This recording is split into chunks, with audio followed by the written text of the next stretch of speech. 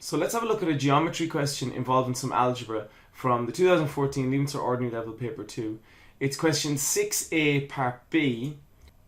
We're told that point P is on a circle C with centre O and diameter MN. The length of the radius of C is 2 root 5, and we're told that the distance from M to P is x and the distance from P to N is 2x, and we have to find the value of x.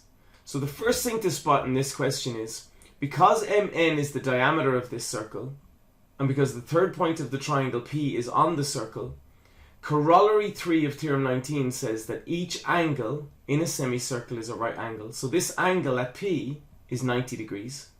We know that the radius of this circle is 2 root 5, and since the diameter of a circle is twice the radius, the distance from M to N is 4 root 5.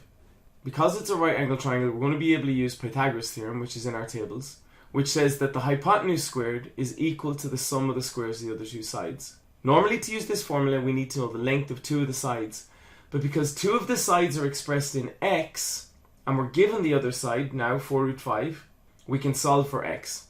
So subbing into the formula, we have mn squared will be equal to pn squared plus mp squared.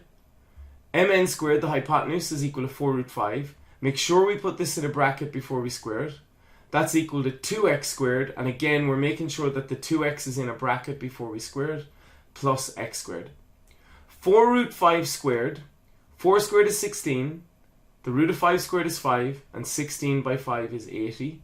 2x squared, be careful, is 2x times 2x, which is 4x squared. And then finally x squared is x squared. 4x squared and 1x squared is 5x squared. If we divide both sides by 5, we get that x squared is equal to 80 divided by 5, which is 16. And so x is equal to 4, and we just make sure that at the end we write down that x is equal to 4 centimeters. Don't forget our units.